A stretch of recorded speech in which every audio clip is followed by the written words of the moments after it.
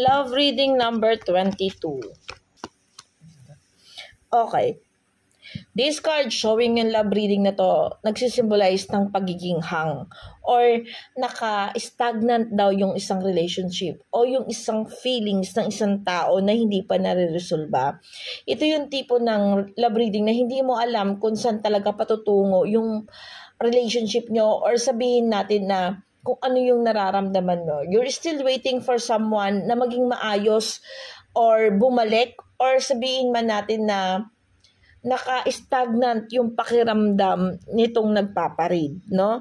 Sabi dito sa cards, dahang kasi ito may unfinished business pa, parang ganun, no? But you feel unsuccessful kasi this card showing na sinukuan daw po, no? Pero kahit na ganun pa man ang nangyari, nakikita ko dito yung determinasyon at katatagan mo kasi lumalabas itong cards na to.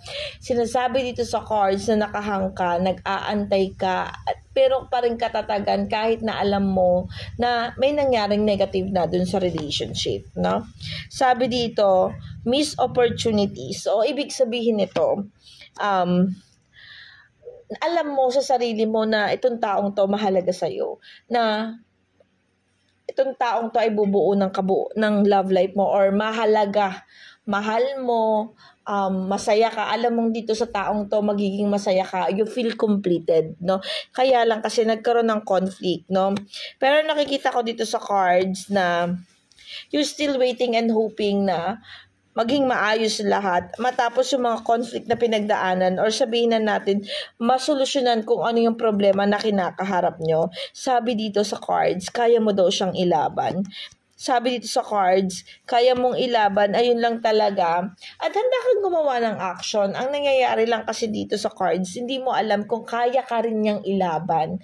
Kaya ka rin niyang patunayan or panindigan, no? Kaya minsan you feel na parang not wishes come true or naka-stagnant ka, hindi mo alam kung okay ba kung ipaglalaban mo siya. Kasi if you want to do some actions talaga, like parang gusto mo siyang ilaban, kaya mo Kaya mo magsimula, kaya mong gumawa ng way para ilaban siya, ipakita sa kanya. Ang problema lang, hindi mo alam kung i-accept niya yung love mo or yung mga bagay na gagawin mo para mapatunayan mo na mahalaga siya at mahal ka niya. Sabi dito, you are in pain, nasasaktan ka, nagkakaroon ng problema, pero lumayo sabi dito sa cards, nung lumayo siya or nawala siya or nag-disappear siya, nagkaroon ng disconnections, talagang nasaktan ka kasi ikaw, kaya mo pang ayusin gusto mo pang gawin ng pamamaraan, willing ka to give, parang ganon yung willing kang tanggapin kung ano yung problema, willing kang ayusin at magpakumbaba, no? Sabi dito sa cards, nandun kasi yung determinado mo, kaya lang kasi nangyayari, may mga betrayal na no? Like parang, alam mong hindi na para sa'yo yung attention niya. Alam mo kasi na may nangyayari na, may mga maling gawa na dun sa partner mo, no? Sinasabi dito sa cards na pinanghihinayangan mo daw, pero nandito kasi yung time na parang, you want at least to try na parang, i-work out pa tong relationship na to. Naayusin pa. At nakikita ko dito sa cards kasi, sobrang mahalaga siya sa'yo na willing kang iayusin, pakinggan yung side niya, ayusin kung ano yung tama, unawain siya, pagbigyan ulit, ganun.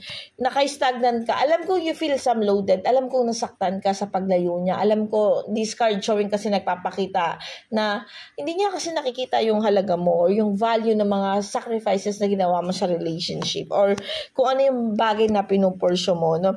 Sabi dito, ang alam mo lang is you still guided down ng universe na mahalaga siya sa'yo. At yun, nandun pa rin yung pag-asa mo na hindi ka mabibigo.